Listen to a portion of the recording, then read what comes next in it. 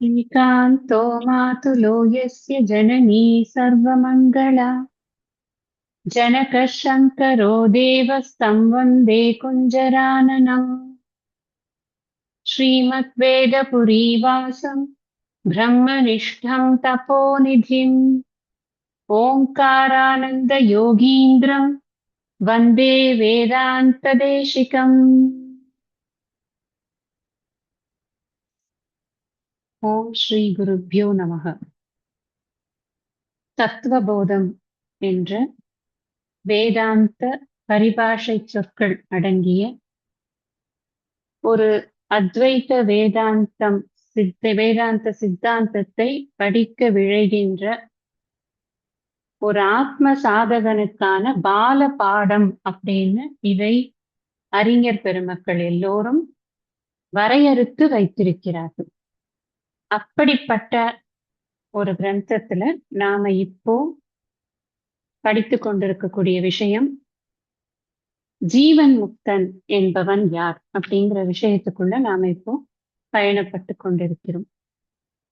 அதிகாரி யாருன்னு பார்த்தோம், ஆத்மானா என்னன்னு பார்த்தோம், ஐக்கியம்னா என்னன்னு பார்த்தோம். இப்ப இந்த ஐக்கியத்தை புரிந்து கொண்டவனுக்குத்தான் ஜீவன் முக்தன் என்ற பெயரானது வழங்கப்படுகிறது. அப்படி அவர் அழைக்கப்படுகிறார் அப்படின்னு பார்த்தோம். கடைசியா அந்த போர்ஷன் தான் நம்ம பார்த்து கொண்டிருக்கோம். ஏவஞ்ச வேதாந்த வாக்கியைஹி சத்குரு உபதேசேன ச சர்வேஷ்வபி பூதேஷு ஏஷாம் பிரம்ம புத்திஹி உற்பன்னா தே ஜீவன் முக்தாக இத்யர்த்தக அப்படிங்கிற ஒரு வாக்கியத்துக்கான பொருள்ல இந்த வேதாந்த வாக்கியத்தினால் மட்டும்தான் இந்த உண்மையை நாம் புரிந்து கொள்ள முடியும். எந்த உண்மையை? இந்த ஜீவனும் ஈஸ்வரனும் ஒன்று என்பது எப்படி அப்படிங்கிற விஷயத்த நாம ஒன்றுங்கிற விஷயமும் சரி, அந்த ஒன்றுங்கிறது எப்படிங்கிறதும் சரி, ஜீவன்னா யாரு, ஈஸ்வரன்னா யாரு அப்படிங்கிற விஷயங்கள் எல்லாத்தையும் வேதாந்த வாக்கியங்களின் மூலமாகத்தான் நாம புரிஞ்சு கொள்ள முடியும். அந்த வேதாந்த வாக்கியங்களை நான் தனியா படிச்சு தெரிஞ்சுருவேன், நான் பெரிய அறிவாளி, எனக்கு நாலேஜபிள் பர்சன், லிட்ரேச்சர்ல பூந்து விளையாடுவேன்னு சொல்ற ஆட்களுக்கு நான் முன்னாடியே சொன்னேன், தனியா வேதாந்தத்தை படிக்கிறது, வேதாந்தம் இல்ல எந்த ஒரு தத்துவ நூலையுமே தனியாக படிப்பது என்பது நாட் அட்வைசபிள்.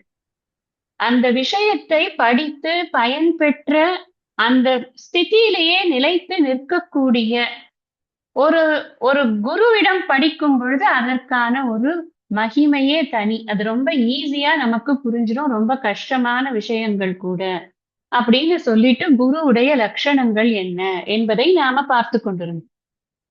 குருனா குருவுக்கு ஒரு குரு இருக்கணும், பரம்பரையா அந்த குரு பரம்பரையாக அவர் ஒரு குருட்ட படிச்சிருக்கணும், அந்த பரம்பரையில நாம படிக்கணும். அப்படி படிச்சாதான் அந்த நூல் இழை விட்டு போகாம வரும்.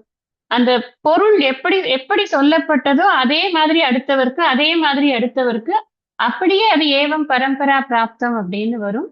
அப்படி சொல்லக்கூடிய அந்த குருவினுடைய லட்சணங்கள் எப்படி இருப்பார் குரு, எப்படி நான் ஐடென்டிஃபை பண்ணிக்கிறது, இவங்கதான் என் குரு அப்படிங்கறத நான் எப்படி ஏத்துக்கிறது? என் மனசு ஏத்துக்க வேண்டாமா ஒருத்தர் குருன்னு? ஏத்துக்கிறதுக்கு என்னதான் நம்ம சொல்றோம், குருங்கிறவர் நாமளா தேடி கண்டுபிடிக்கக்கூடிய ஒரு வஸ்து கிடையாது, அதுக்கு நமக்கு சாமர்த்தியமும் கிடையாது, என்ன பண்ணினாலும் கண்டுபிடிக்க முடியாது.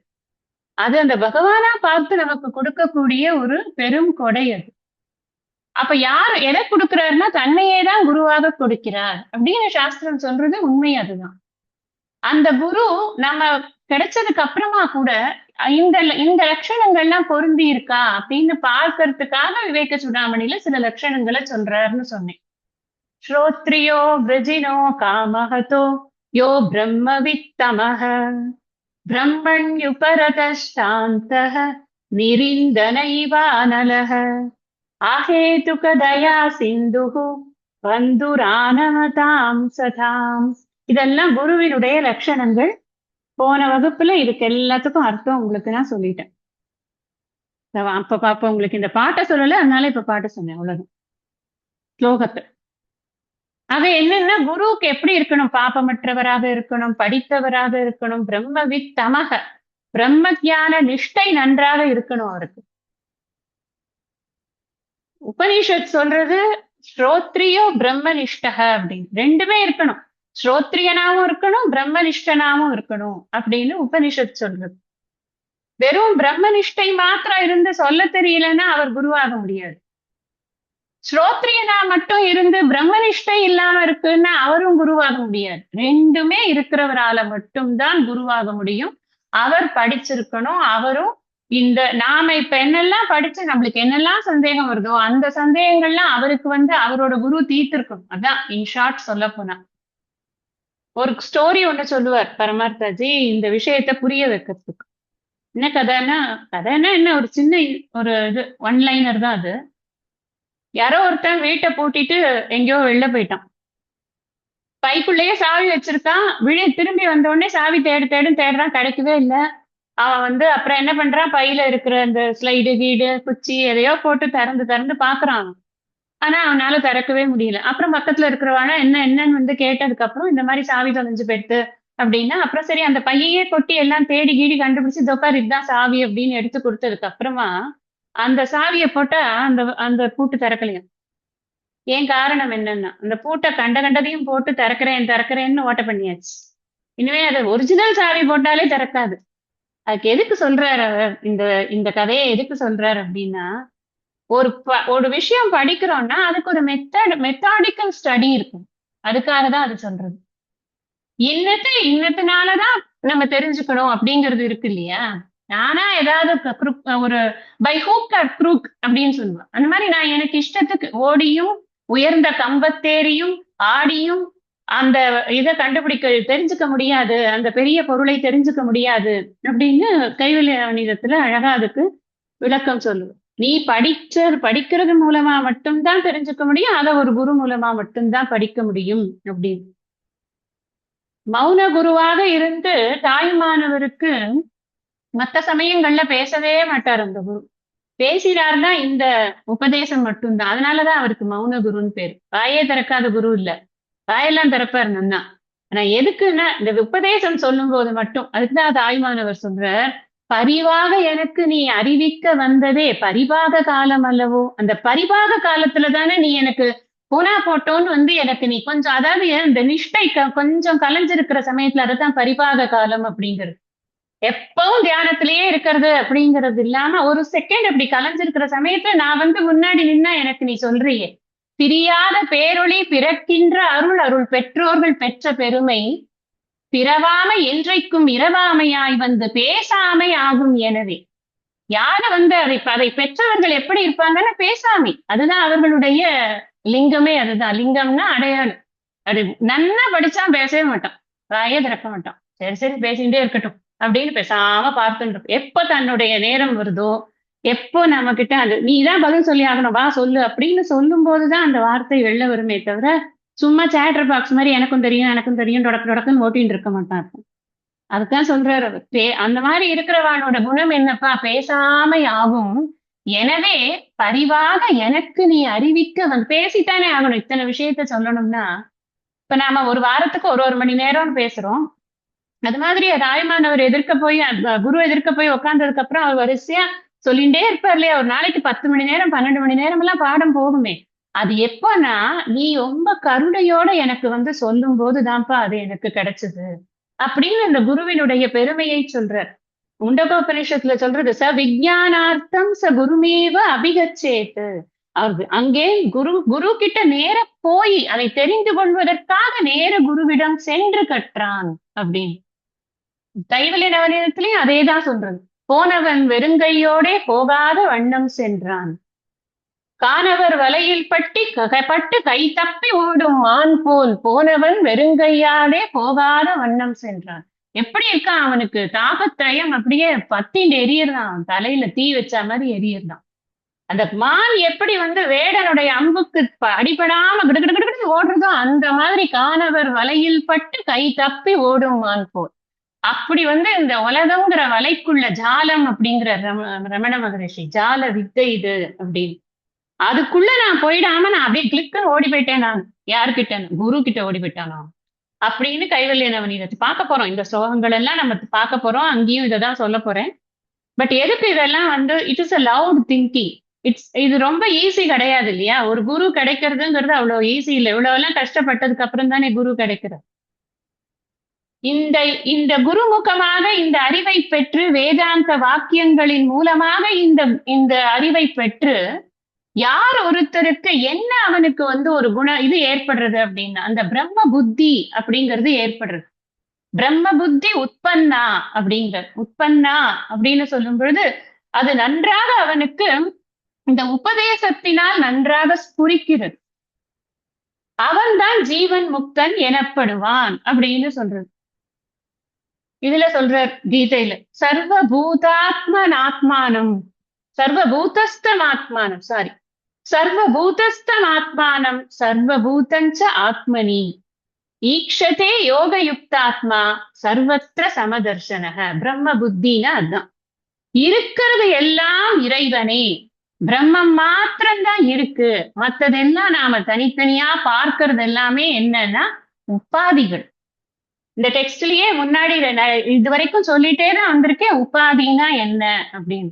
இந்த தனித்தனி உடல்கள் இருக்கு. நான் ஒரு மனித உடலை பாக்குறேன். மனித உடல்லயே பல வகைகளை பாக்குறேன். அமெரிக்காக்காரன் ஒரு மாதிரி இருக்கான் பாக்குறதுக்கு, ஆப்பிரிக்காக்காரன் ஒரு மாதிரி இருக்கான், சைனாக்காரன் ஒரு மாதிரி இருக்கான், நான் ஒரு மாதிரி இருக்கேன். எனக்குள்ளேயே நான் ஆந்திரால இருக்கிறவன் ஒரு மாதிரி இருக்கான், கேரளால இருக்கிறவன் ஒரு மாதிரி இருக்கான், நான் ஒரு மாதிரி இருக்கேன். அப்படி பலவிதமான பேதங்கள் நான் வந்து இந்த உபாதிகள்ல தான் பாக்குறேனே தவிர உபஹிதம்ங்கிறது ஒண்ணுதான். உபாதி உபஹிதம் மறுபடியும் என்னன்னு கேட்க கூடாது. டவுட் வந்தா பழைய கிளாஸ் எல்லாம் மறுபடியும் போட்டு கேட்டு படிக்கணும். சரியா? இந்த உபஹிதம் அப்படிங்கிறது தூய உணர்வு அப்படின்னு சொல்லியிருக்கோம். இந்த தூய உணர்வு சைத்தன்யம், தூய உணர்வு இஸ் ஈக்குவல் டு சைத்தன்யம் இஸ் ஈக்குவல் டு பரம்பொருள் இஸ் ஈக்குவல் டு பிரம்மன். எந்த வார்த்தை சொன்னாலும் அதுக்கு அர்த்தம் ஒண்ணுதான். சரியா? நாம என்ன நினைக்கிறோம் அப்படின்னு சொன்னா ஆரம்பத்துல நான் என்ன தேகம் அப்படின்னு நினைக்கிறேன். அகம் தேகோஸ்மி, நான் ஒரு உடல் அப்படின்னு நினைக்கிறேன். அங்கிருந்து நான் எலிவேட் ஆகி அப்புறம் ஜீவன்னு நினைக்கிறேன். பிட்வீன் இந்த தேகத்துக்கும் ஜீவனுக்கும் நடுவுலயே எனக்கு ஊர்பட்ட ஐடென்டிபிகேஷன்ஸ் இருக்கு. நான் பிராமணன், நான் க்ஷத்ரியன், நான் வைசியன், நான் பெண், நான் ஆண், நான் இந்த நாட்டை சேர்ந்தவள், இந்த மாநிலத்தை சேர்ந்தவள், இந்த ஊரை சேர்ந்தவள், இந்த தொகுதியை சேர்ந்தவள். எத்தனை இருக்கு? எல்லா அடையாளங்கள். அத்தனை அடையாளங்களும் யாருக்கு? இந்த உடல் மனம் உபாதி, உடல் மனம் புத்தி என்று சொல்லக்கூடிய உபாதிக்குத்தானே தவிர்த்து உபகிதமா இருக்கக்கூடிய சைத்தன்யத்துல பேதம்ங்கிறதே கிடையாது. ஏக்கமா இருக்கு அப்படின்னு சொல்லிட்டு அந்த ஏக்கமா இருக்கக்கூடிய உபகிதத்துக்கு இந்த எதுவுமே கிடையாது. எந்த அடையாளங்களுமே அதுக்கு கிடையாது. அந்த அப்படி இருக்க எல்லாருக்குள்ளேயும் அதுதான் இருக்கு அப்படின்னு யார் ஒருத்தனுக்கு புரியுறதோ அவன்தான் ஜீவன் முக்தன் எனப்படுவான். உபகிதம் தான் அறுதி உண்மை, அப்சல்யூட் ரியாலிட்டி. மத்தது எல்லாமே மித்தியாதான். அது எவ்வளவு வசதியா இருந்தாலும் சரி, அது நம்மளுக்கு நம்ம கிடைக்கலையே நம்ம நினைக்கவே வேண்டாம். அது நான் யாருங்கிறத நான் கரெக்டா புரிஞ்சுட்டேன்னா எனக்கு இருக்கிற இன்ஃபீரியாரிட்டி காம்ப்ளெக்ஸ் போயிடும், எனக்கு இருக்கிற சுப்பீரியாரிட்டி காம்ப்ளெக்ஸும் போயிடும். ரெண்டுமே பிரச்சனை தான் நமக்கு. நான் தான் பெரிய ஆளு, நான் தான் பிஸ்தா நினைச்சாலும் பிரச்சனை, எனக்கு ஒண்ணுமே தெரியாது நான் அடிமுட்டாள் நினைச்சாலும் பிரச்சனை தான். இது ரெண்டுமே கிடையாது. நான் ஒரு விவகாரம் பண்றதுக்காக எனக்கு இந்த உடம்பு மனசு புத்தியே கொடுக்கப்பட்டிருக்கு. அந்த விவகாரத்துக்கு தகுந்த மாதிரி என்னுடைய கர்ம வினைகளுக்கு தீருவதற்கு ஏற்ற மாதிரியான ஒரு வாழ்விடம் எனக்கு கொடுக்கப்பட்டிருக்கு. அத்தகைய ஒரு குடும்பம் எனக்கு கொடுக்கப்பட்டிருக்கு. அந்த குடும்பத்தில் இருந்து கொண்டு அந்த சுற்றுச்சூழலில் அந்த சுற்றத்தையும் நட்பையும் வைத்துக்கொண்டு என்னுடைய கர்ம வினைகளை நான் கழிப்பது மட்டும்தான் இங்கு விவகாரத்தில் நடந்து கொண்டிருக்கிறது. ஆனால் இந்த விவகாரம் உண்மை அல்ல, இது மித்யா. நான் சத்தியமான அந்த பரம்பொருளாக மட்டும்தான் இருக்கிறேன். இதை யார் ஒருத்தர் நன்றாக புரிந்து கொள்கிறார்களோ அவர்களுக்குத்தான் இந்த இருக்கிறதெல்லாம் பிரம்மன் தான், நான் பிரம்மம், அப்ப இருக்கிறதெல்லாம் நான் தான் அப்படிங்கிற அந்த உண்மையானது உரைக்கும். அகம் பிரம்மாஸ்மி அப்படிங்கிறது யாருக்கு நன்றா அவரை தான் சொல்றாரு கீதையில, யோமாம் பஷ்யதி சர்வத்ர சர்வத்ர சர்வஞ்ச வை பஷ்யதி தஸ்யாகம் ந பிரணஷ்யாமி சச்சமேன பிரணஷ்யதி. எங்கேயான பகவான் நஷ்டமாவாரா? பிரணஷ்யாமின்னு சொல்றார். நான் அவனுக்கு நஷ்டமாவதில்லை. என்ன அர்த்தம்னா, யாண்டும் இருக்கக்கூடிய பரம்பொருளானது ஒருபோதும் நஷ்டமாவதே இல்லை அப்படின்னு புரிஞ்சுக்கணும். இது எப்படி தெரியும் அப்படின்னா, ஞானத்தினால மட்டும்தான் இதை உணர முடியும். ஞானம் அல்லது கதி கூடுமோ அப்படின்னு கேட்கிறார் தாயுமானவர். நீ என்ன வேணா பண்ணலாம், இந்த உலகத்தையே நீ சுத்தி வரலாம், நீ அஷ்டமா சித்திகளை நீ வளர்த்துக்கலாம், நீ என்ன வேணா மேஜிக் பண்ணலாம், ஜிமிக்ஸ் பண்ணலாம், உலகத்துல நீ உன்னை விட்டா ஆள் இல்லைங்கிறதுக்கு நீ என்ன வேணா காமிக்கலாம். ஆனா நான் யாருங்கிறத தெரிஞ்சுக்கணுமா இருந்ததுன்னா அதுக்கு உனக்கு ஞானம் இல்லாம அது கிடைக்காதப்பா அப்படிங்கிறது எல்லா சாஸ்திரத்தினுடைய அறுதி முடிவு அதுதான். நம்ம யாரையும் நம்ம டிஸ்கரேஜ் பண்ணக்கூடாது. எல்லா சாதனைகளுக்கும் ஏதோ ஒரு அளவுக்கான பலன்கள் இருக்கின்றன அப்படிங்கறத சாஸ்திரம் சொல்லி என்கரேஜ் பண்றது எல்லாரையும். நீ பக்தி மட்டும் பண்ணி கொண்டிருக்கிறாயா, பஜனைகள் மட்டும் பண்ணி கொண்டிருக்கிறாயா, நிச்சயம் இதே பிறவியில உனக்கு ஞானம் கிடைக்கலாம் அல்லது அடுத்த பிறவியில கிடைக்கலாம். You are setting a platform, அவ்வளவுதான். ஞானத்திற்கு வராமல் உன்னால் அதை அடையவே முடியாது. அடைய முடியாதுன்னா அறிவை அடைய முடியாதுன்னு புரிஞ்சுக்கோங்க. எங்கேயோ ஒரு இடத்துல மோட்சம்னு போட்டு ஒரு ஸ்டேஷன் இருக்கு, அங்க கொண்டு போய் நம்மள எல்லாரையும் இறக்கி விட்டுருவா, அதெல்லாம் ஒண்ணும் கிடையாது. எங்கேயும் கொண்டு யாரையும் இறக்க போறது. இங்கேயே சத்யோ முக்திகி. இப்பவே புரிஞ்சா மோட்சம், அவ்வளவுதான். சப்போஸ் எனக்கு புரியல அப்படின்னா மறுபடியும் படிக்கணும். இன்னும் புரியல, மறுபடியும் படிக்கணும். படிக்க படிக்க படிக்கதான் அதனுடைய தெளிவு உண்டாகுமே தவிர ஞானேன தது அஜ்ஞானம் ஏஷாம் நாசிதம் ஆத்மனக தேஷா ஆதித்யவத் ஞானம் பிரகாசயதி தத்பரம். பகவான் சொல்ற ஞானத்தினால மட்டும்தான் உனக்கு அந்த முக்தியானது உனக்கு புலப்படும். அது என்னங்கிறதே உனக்கு புலப்படும், அதர்வைஸ் புலப்படாது. ஜீவன் முக்தி, எனக்கு ஜீவன் முக்தி அப்படிங்கிறது எல்லாருக்குமே படிச்ச இந்த சாஸ்திரம் நன்றாக புரிந்த அனைவரும் ஜீவன் முக்தர்கள் தான். யாரும் நெத்தியில எழுதி ஒட்டிக்க போறது கிடையாது, நான் ஜீவன் முக்தன். அப்படி எழுதி ஒட்டிண்டா அடையாளத்தை நான் உண்டு பண்றேன்னு அர்த்தம். அகங்காரத்துக்கு தான் அடையாளமே தவிர ஆத்மாக்கு அடையாளம் கிடையாது. அதைத்தான் இவ்வளவு நேரமா சொல்லிட்டு. அதனால நம்ம புரிஞ்சுக்கணும், ஜீவன் அவரை பார்த்தா ஜீவன் முக்தர் மாதிரியே தெரியலங்க, சாதாரணமா ஏதோ இதுவா இருக்காரு, கொஞ்சம் ஜோக்குலரா கூட இருக்காரு அப்படின்னு ஜட்ஜ் பண்றதுக்கு ஒண்ணுமே இல்லை. ஜீவன் முக்தினா ஏதோ ஒரு நிலை போல இருக்கு, எங்கேயோ நிலகுத்தி அவங்களுடைய கண்கள் எல்லாம் அப்படியே மேலேயே ஆகாசத்திலேயே இருக்கும் போல இருக்கு, ஒரு மாதிரி கிஹின்னு சிரிப்பார் போல இருக்கு, திடீர்னு ஒரு இது பண்ணுவார் போல இருக்கு, ஒரு மேஜிக்ஸ் பண்ணுவார் போல இருக்கு. அதெல்லாம் ஒண்ணும் பண்ண மாட்டார். சாதாரணமா பாமரர் என காண்பிப்பாருங்கிறார் கைவல்ய நவநீதக்காரர். இன்னும் கொஞ்சம் இதுவா ரொம்ப நம்மளுக்கு எளிமைப்படுத்திட்டார். பாமரர் என காண்பிப்பார் பண்டித திறமை காட்டார். 10 பேர் சேர்ந்து பேசிட்டு இருக்கிறச்சேன், இந்த விசிஷ்டாத்வைத்தத்துல இதை சொல்லியிருக்கு, துவைத்தத்துல இதை சொல்லியிருக்கு, அத்வைத்தத்துல இதை சொல்லியிருக்குன்னு பேசிட்டு இருந்தா ஜீவன் முக்தர் அந்த இடத்துல இருந்தார்னா வாயே திறக்க மாட்டார். பேசிட்டு இருக்கட்டும், இப்ப என்ன இந்த கருத்தை சொல்லி என்ன ஆக போறது? அதுதான் சொல்றேன். பாமரர் என காண்பிப்பார் பண்டித திறமை காட்டார் ஊமரும் ஆவார் உள்ளத்து உபகையாம் ஜீவன். இந்த ஜீவன் முக்த லட்சணம்ங்கிறத படிச்சாதான் உண்மையிலேயே ஜீவன் முக்தர் அப்படிங்கிறவர் எப்படி இருப்பார் அப்படிங்கறத நம்ம சிதப்பிரஜ்ஞ லட்சணத்துல என்ன சொல்லியிருக்கோ அதேதான். அங்க ஒரு 5 லட்சணம் 6 லட்சணம் 6 பாடம் சொல்லியிருக்கு. இங்க ஒரு 13-14 ஸ்லோகங்கள்ல அந்த சிதப்பிரஜ்ஞ லட்சணங்களை நமக்கு பகவான் சொல்ற. இது ஜீவன் முக்தன் ஆகணும் அப்படின்னு சொன்னா நான் சன்னியாசம் வாங்கிட்டாதான் ஆக முடியுமா? அதுவும் கிடையாது. இப்ப இங்க சொல்லவே என்ன, யாருக்கு இந்த பிரம்ம புத்தி ஏற்படுகிறதோ அவன் ஜீவன் முக்தன். சிம்பிளா சொல்லிட்டாரு. இதுக்கப்புறம் இன்னும் விளக்க போறாரு. அந்த பிரம்ம புத்தி ஏற்படுறதுக்கு நான் எந்த ஆசிரமத்தையும் நான் தேர்ந்தெடுக்க வேண்டிய அவசியம் எனக்கு கிடையாது. நான் இங்க இருக்கும் பொழுதே தாய்மானவர் சொல்றார், சாட்டையில் பம்பரம் போல ஆட்டுவான் ஆட்டலும் நெஞ்சமே தேட்டம் ஒன்றர அருள் செயலில் நிற்றியேல். தேட்டம் ஒன்றர, எந்த விதமான இச்சையும் இல்லாமல் சங்கல்ப ரகிதனாக, அதான் அதுக்கு அர்த்தம். தேட்டம் ஒன்று அற.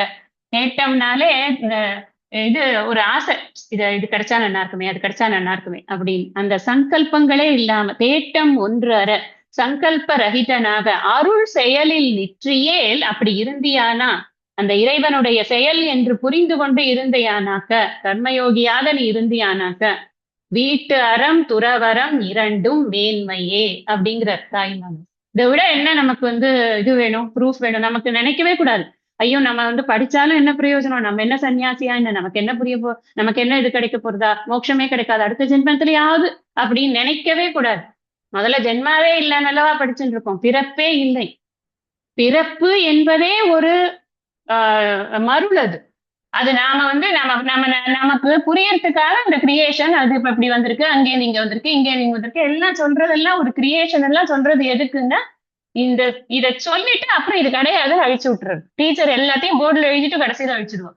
அதே மாதிரிதான் சாஸ்திரம் பண்றது. அங்கேருந்து வந்தது, இங்கேருந்து வந்தது. கடைசியில என்ன? இருக்கிறது பிரம்மன் ஒண்ணுதான். இதுக்கு எல்லாத்துக்கும் எக்ஸிஸ்டன்ஸ் கிடையாது. இந்த எக்ஸிஸ்டன்ஸே இல்லாத ஒரு விஷயத்தை எடுத்துக்கொண்டு எதுக்கு நான் இது நான் அதுன்னு போட்டு தொங்கிக் கொண்டு உட்கார்ந்து இருக்கிறதுல என்ன இருக்கு? அடையாளங்களை விட்டு ஒழிக்க வேண்டும். அதுதான் ரொம்ப முக்கியம். ஈவன் சந்நியாசி அப்படின்றது கூட நான் சந்நியாசின்னு ஒருத்தன் நினைச்சுட்டான்னா அதுவே அவனுக்கு ஒரு அடையாளமா இருக்கும். அப்ப அது அது என்னத்துக்கு பிரயோஜனம்? அது அகங்காரத்துக்கு போடுற தீனி தானே தவிர வேற ஒண்ணும் கிடையாது. நான் எதுவுமே இல்லை, நான் தூய உணர்வு, அவ்வளவுதான். இங்க இருக்கிறது ஒன்னே ஒண்ணுதான். நிர்விஷயமா இருக்கு, நிர்விகல்பமாக இருக்கு, நிரஞ்சனமா இருக்கு, நிராமயமா இருக்கு, நிஷ்பிரபஞ்சமா இருக்கு. எத்தனை வார்த்தைகள் இந்த ஒரு விஷயத்த சொல்றதுக்கு எத்தனை வார்த்தைகள்.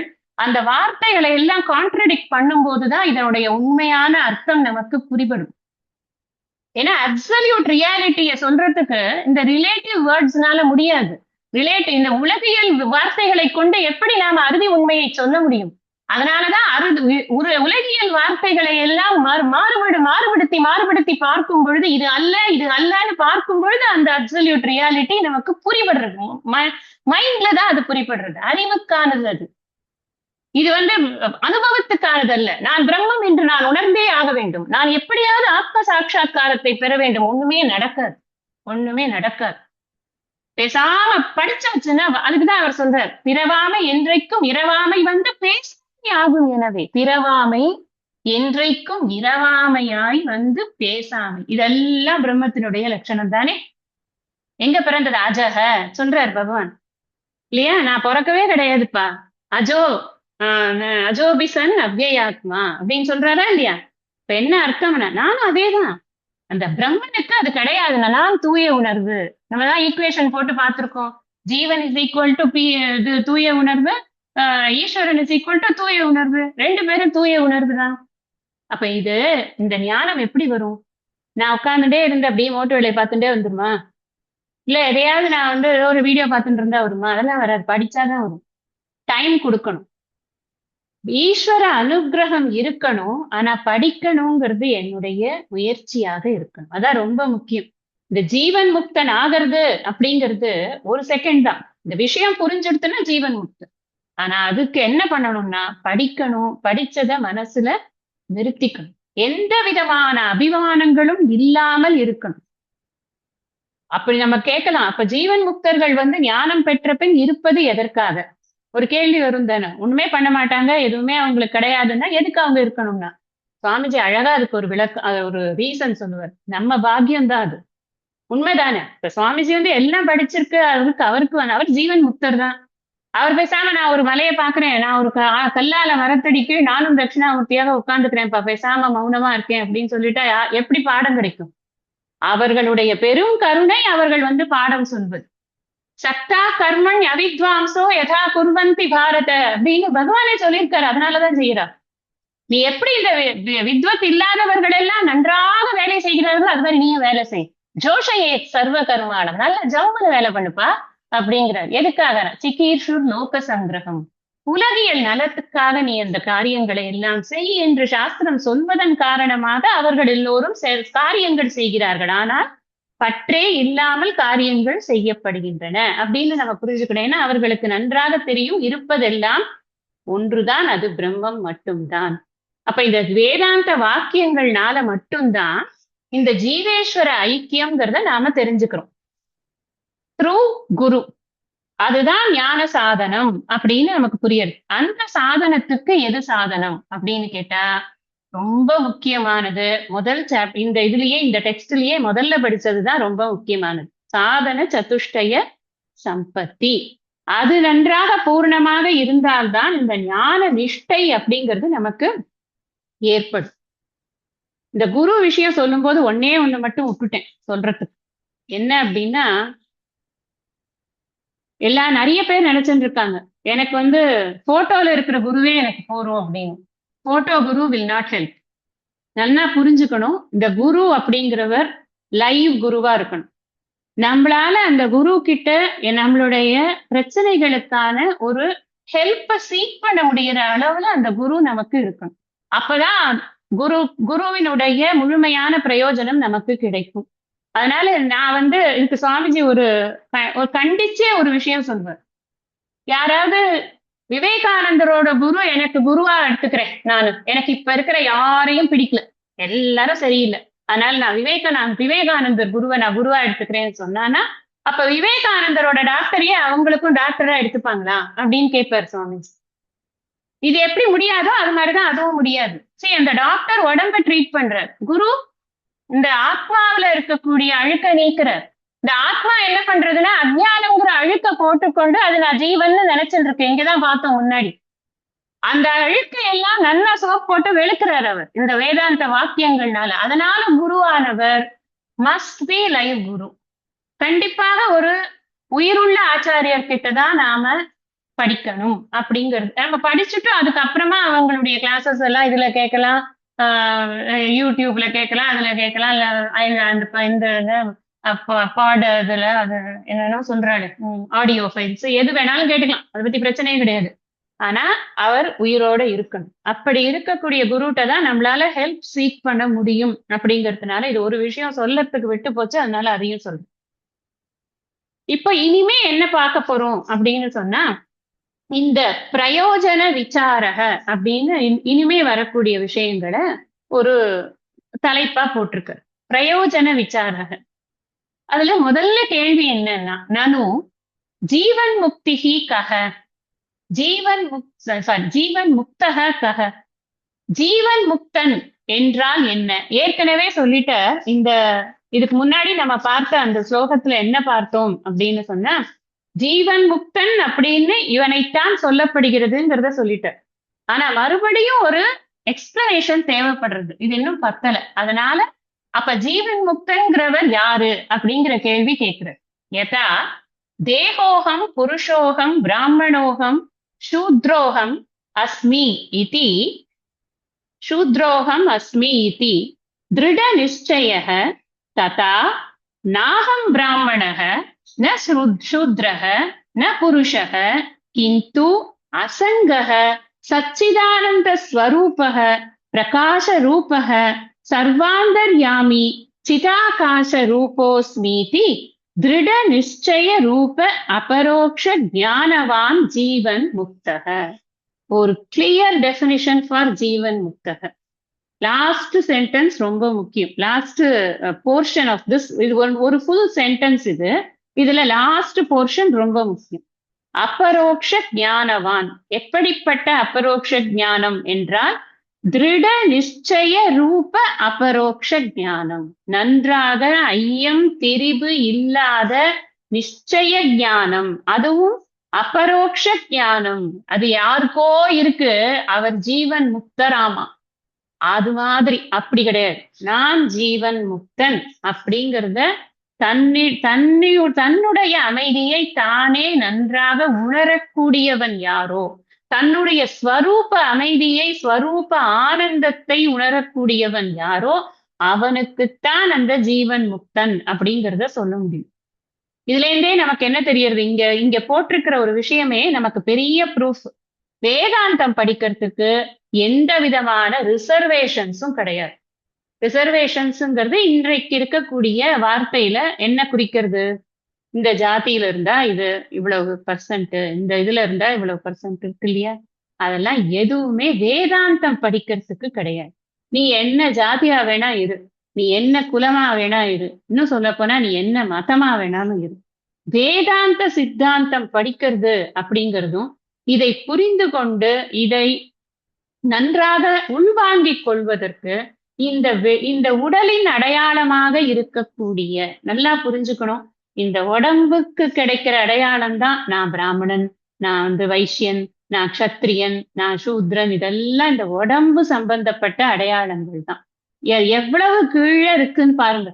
நாம எவ்வளவு பெரிய உயர்ந்த விஷயத்தை பற்றி பேசிக் கொண்டிருக்கிறோம், படித்து கொண்டிருக்கிறோம். இந்த அடையாளங்கள் நம்ம மைண்ட்ல ஏறிச்சுன்னா எப்படி அந்த உயர்ந்த விஷயம் மைண்டுக்குள்ள வரும்? வரவே வராது. அதனாலதான் அடையாளங்களை விடு, அபிமானத்தை விடு அப்படின்னு சொல்றதுக்கு என்ன காரணம்னா அதெல்லாம் பெரிய தடையாக இருக்கும் அப்படிங்கிறதுனால. இது எல்லாமே என்னன்னு சொல்றது சாஸ்திரம்னா, இது எல்லாமே அத்தியாசம். அத்தியாசம் அப்படின்னா கற்பனைன்னு. இது மிகப்பெரிய ஒரு கற்பனை.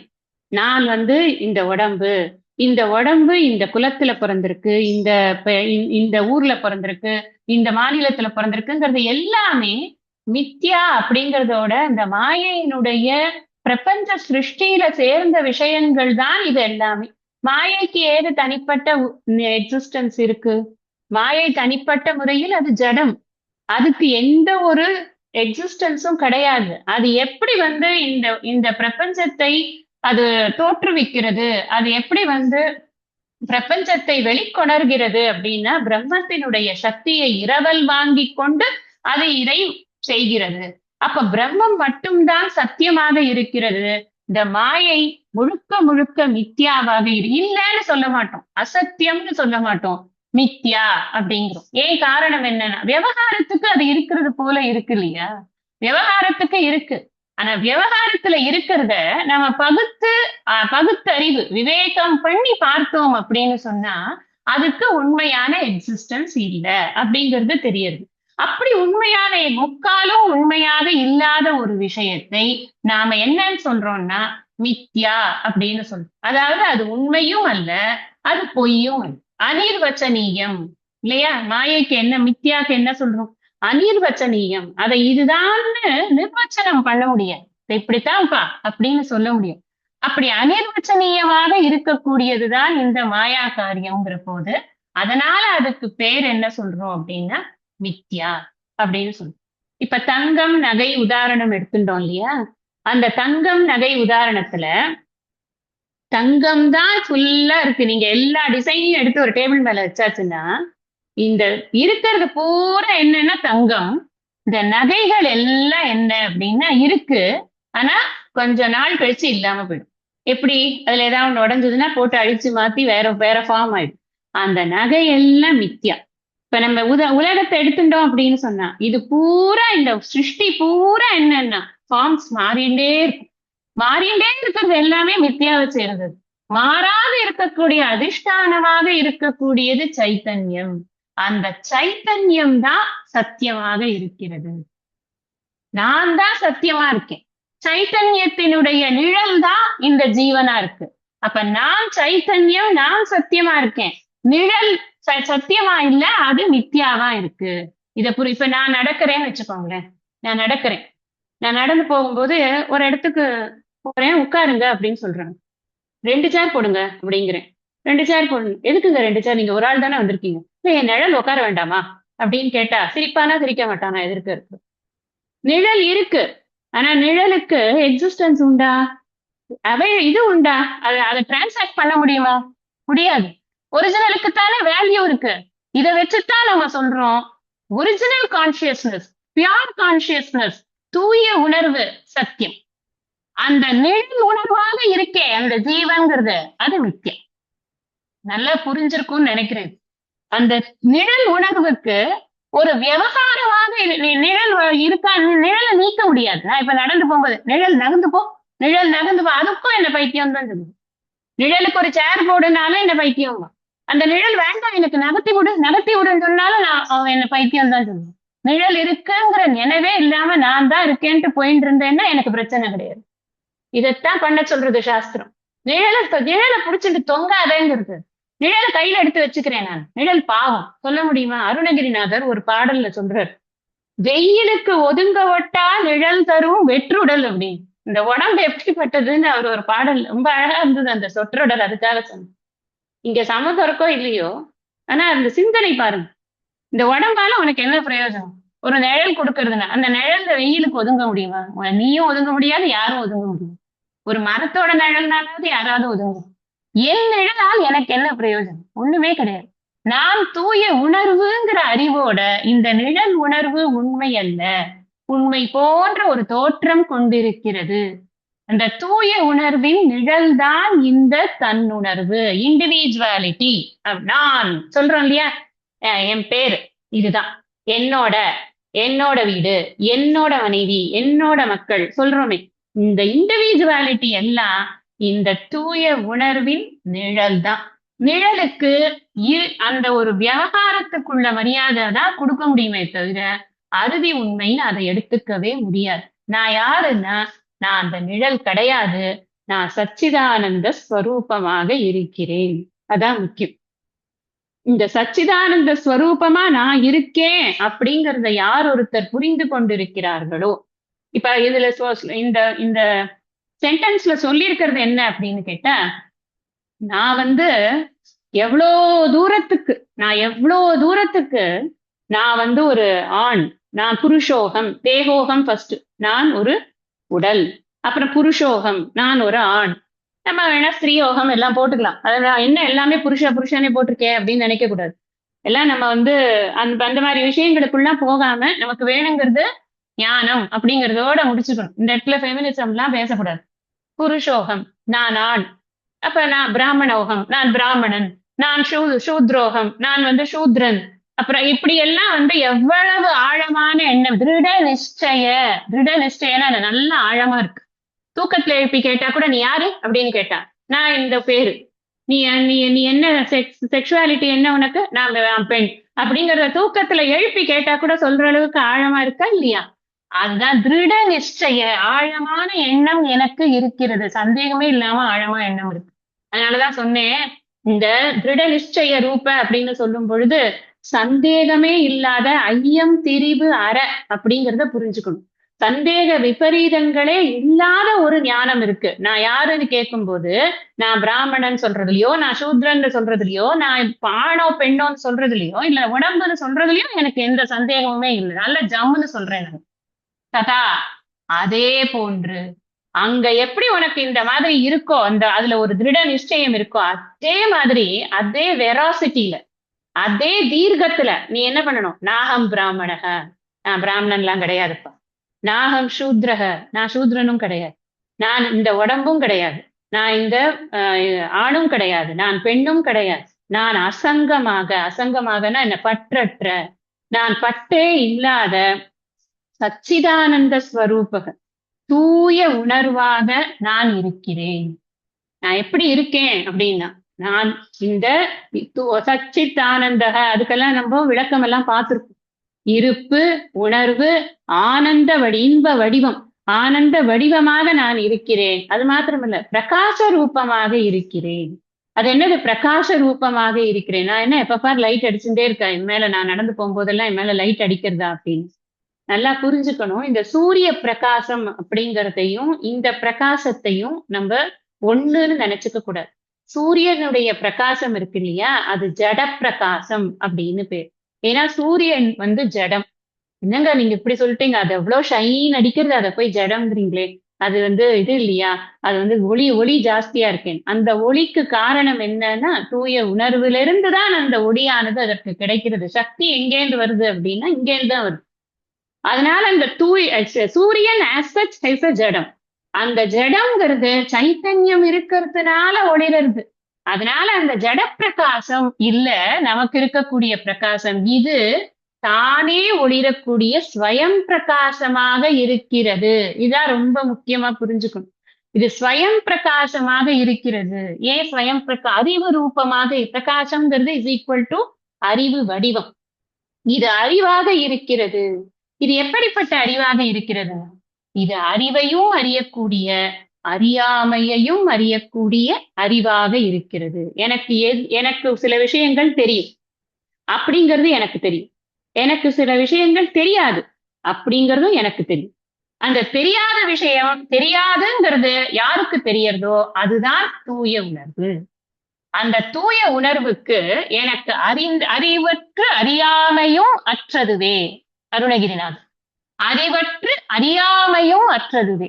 ரெண்டுமே அது இரண்டையும் கடந்து இருக்க. அதனாலதான் அறிவையும் அறியாமையும் பார்க்க முடியாது. ஒண்ணு அறிவு பிளேன்ல இருந்தா அறியாமை தெரியாது, அறியாமை பிளேன்ல இருந்தா அறிவு தெரியாது. இது ரெண்டையும் கடந்த ஒரு சாட்சி ரூபமாக இருக்கிற காரணத்தினால இந்த வார்த்தையெல்லாம் ஞாபகம் இருக்குல்ல, சாட்சிங்கிறதெல்லாம் முன்னாடி படிச்சிருக்கோம். சாட்சி ரூபமாக ஆத்மான என்னங்கிறதுப்போ படிச்சிருக்கோம். சாட்சி ரூபமாக இருக்கிற காரணத்தினால எனக்கு ரெண்டுமே தெரிகிறது. அறிவும் தெரிகிறது, அறிவையும் தெரிகிறது.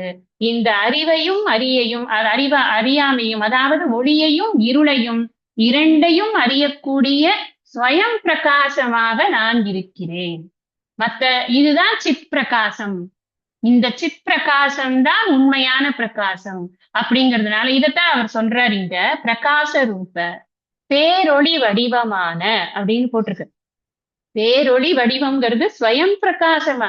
யாரோ எனக்கு டார்ச் லைட் அடிச்சு நீ இருக்கேன்னு காட்ட வேண்டாம். நான் இருக்கேன்னு சொல்றதுக்கு எனக்கு நானே போதும். நான் முன்னாடியே உங்களுக்கு இந்த எக்ஸாம்பிள் சொல்லியிருக்கேன். ஒரு இருட்டு அறையில மற்ற விஷயங்களை அடையாளம் கண்டுபிடி இருக்கிறதா என்று தெரிந்து கொள்வதற்கு எனக்கு ஏதாவது ஒரு உதவி வேணும். ஒரு விளக்கோ ஒரு டார்ச் லைட்டோ எனக்கு ஏதோ ஒண்ணு வேணும். நான் இருக்கேங்கிறதுக்கு எனக்கு என்ன வேணும்? I realize myself. I know that I am there. I நோன்னு சொல்றது மாதிரி எனக்கு என்னை நன்றாக தெரியும். அது எப்படி தெரியும்? தெரியறது இல்ல. நான் தான் பார்த்து எனக்கு தான் தெரியறதே. நான் பார்க்கணும்னு அவசியம் இல்லை. எனக்கு நான் இருக்கேங்கிறது தெரியறதா இல்ல? தெரிவது, அறிவது.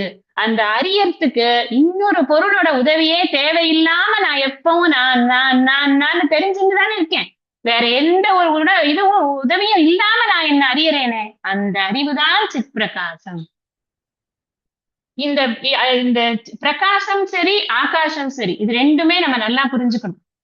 ஒண்ணு, ரெண்டுமே ஜடம். ரெண்டு விஷயம், ஆகாசமும் சரி பிரகாசமும் சரி, இது ரெண்டுமே ஆத்மாவுக்கு ரொம்ப நியரரா சொல்லக்கூடிய, அதுவும் எஸ்பெஷலி ஆகாசம் ரொம்ப நியரரா சொல்லக்கூடிய உதாரணத்துல ஒண்ணே ஒண்ணு டிஃபரன்ஸ் என்னன்னா, ஆகாசத்துல குணம் இருக்கு, ஆத்மாவுக்கு குணம் கிடையாது. அதனால பரம்பொருளுக்கு குணம் கிடையாதுங்கிறதுனால அது ஜடத்துல சேர்ந்தது, இது சைத்தன்யமா இருக்கு அப்படிங்கிறதுனால அதை நம்ம ஜஸ்ட் புரிஞ்சுக்கிறதுக்காக வேண்டி ஆகாசத்தை எடுத்துப்போம்.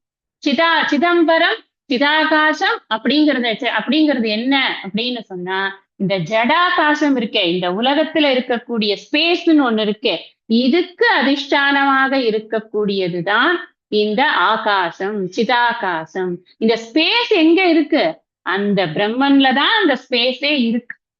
ஆகாச சம்பூதக எப்படி எங்கேருந்து வந்தது? அங்கிருந்துதான் அது உற்பத்தி ஆகிறது. அதனால அதில்தான் அது நிலை. மையேவ சகலம் ஜாதம் மயி சர்வம் பிரதிஷ்டிதம். எல்லாம் இதுலதான் இருக்கு அப்படிங்கறத கைவல்ய உபநிஷத்துல சொல்லியிருக்கு. இதுல பகவான் கீதையில சொல்றார். இதெல்லாம் ஒரு ஸ்லோகம் ஒண்ணு சொல்லுவார் சுவாமிஜி. என்ன அப்படின்னா, தேகாத்ம ஞானவத் ஞானம் தேகாத்ம ஞான பாதகம் ஆத்மன்யேவ பவேத் யஸ்ய ச ஜீவன் முக்தக உச்சியதே.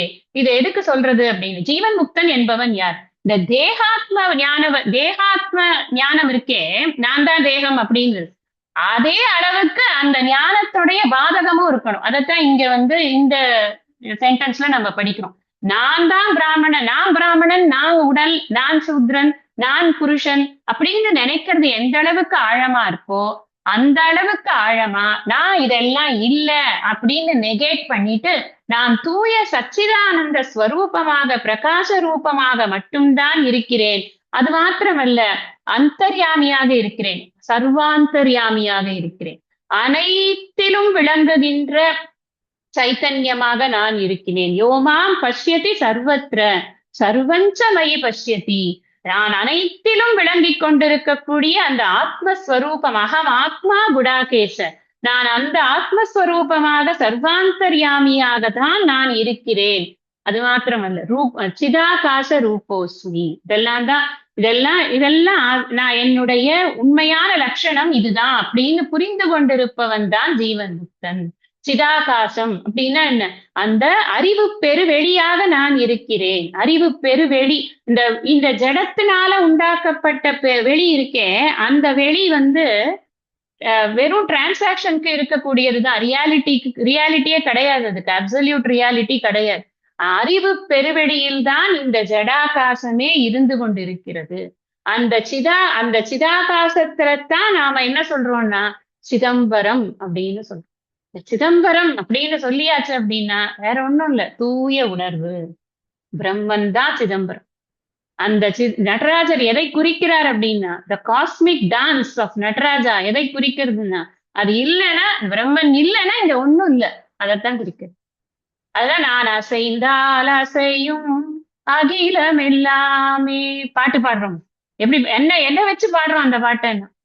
இந்த பிரம்மனுடைய அந்த கான்சியஸ்னஸ் இருக்கிறதுன அந்த கான்சியஸ்னஸ் பிரின்சிபிள் கான்சியஸ்னஸ்ங்கிறத விட கான்சியஸ்னஸ் பிரின்சிபிள் இருக்கிறதுனாலதான் இங்க அனைத்து விஷயங்களும் நடமாடிக்கொண்டு நடந்து கொண்டு உலக வியாபாரங்கள் எல்லாம் நடக்கிறது அதனாலதான் அப்படிங்கிற விஷயத்தை திருட நிச்சய ரூப அபரோக்ஷ ஞானவான். இது கொஞ்சம் ஜாஸ்தி எக்ஸ்பிளைன் பண்ணணும் உங்களுக்கு. அபரோக்ஷம்ங்கிறதே புது வேர்டு உங்களுக்கு எல்லாருக்கும். பரோட்சம்னா என்ன, அபரோக்ஷம்னா என்ன எல்லாம் சொல்லணும். எனக்கு அதுக்கு கொஞ்சம் டைம் ஆகும். இன்னைக்கு கொஞ்சம் நேர பற்றாக்குறை இருக்கு, கொஞ்சம் அவசர வேலைகள் இருக்கு. அதனால நாம இந்த அளவுல இன்னைக்கு வகுப்பை நான் நிறைவு செய்கிறேன். மீண்டும் அடுத்த வகுப்புல நாம தொடர்ந்து இதனுடைய விளக்கங்களை எல்லாம் பார்க்கலாம். இப்ப நிறைவு பிரார்த்தனைக்கு போயிடலாம்.